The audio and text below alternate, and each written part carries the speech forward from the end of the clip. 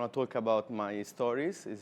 I'm a bit selfish today because I never study economy or I'm not a politician, but I think my personal story, embrace a bit what is a circular economy. I'm a social designer. I graduated here in Eindhoven in a design academy with the project called Plastic Culture.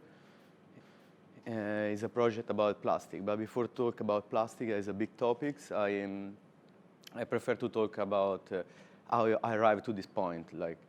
So basically, when I was child, I was helping my grandfather.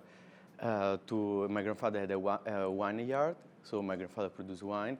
Help him to follow all the steps to the wine productions, for taking the grapes until to make the wine with the feet, and a step is clean the feet, and until to produce the wine. So in all this process that I always start in September, this is the period of time that in Italy we produce the wine.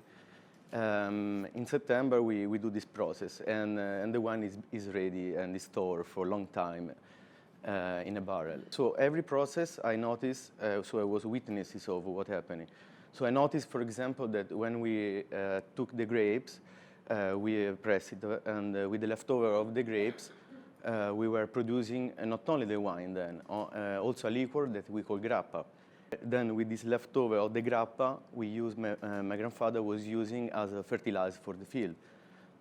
All this process, indeed, was a sort of circular. So the nature give us this product that we use, and at the end we give back to the plant this leftover that indeed contains sugar, etc. And with the leaves of the vineyard, we use to warming up during the winter time. So instead of buying, for example, wood, we use everything that was in the field. Yeah, living in the countryside is a bit, your life became a circular.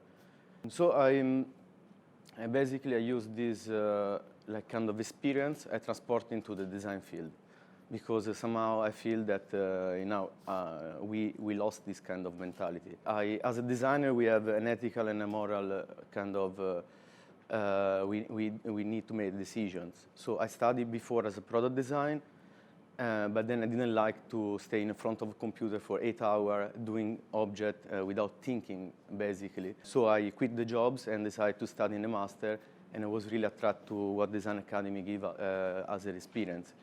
Design Academy put together, tried to mix various subjects. For example, in high school I was studying biology, so I had this background in biology, and I mixed with design practice. As a designer, we make choice, and one of the materials that is most used in an object is plastic. Indeed, is the most material used for the object. And then I thought about what is this, where it came from, how can be this material organic, sustainable, ethical in a sense. So I saw that in nature, return back into the nature, because if we want an organic product, we always need to start from an organic source. And in effect, how we produce bioplastic nowadays is through growing, for example, cassava, rice, and corn. In effect, oil, like the fossil fuel, are not organic anymore. Then we give back to the nature an inorganic product, which is this product that the nature produces, this biomaterial. One, we have the resin, like the resin that produces the pine wood, and another is the latex. So I focus on this material, the latex, that is produced by 12,000 plants, and I narrowed down this group into 2 plants, basically, that can produce this latex. So I narrowed down a plant that can produce both food and both biomaterial. So this plant is very famous, I discovered in my research in Netherlands. It's called Schorzeneren. I don't know if you know. It's a plant that was used a lot in the Middle Age, and now is famous as a forgotten vegetable. But that's pity, because this vegetable contains a high quantity of latex, and is very good quality. I'm now developing with Utrecht University. But then what happened? With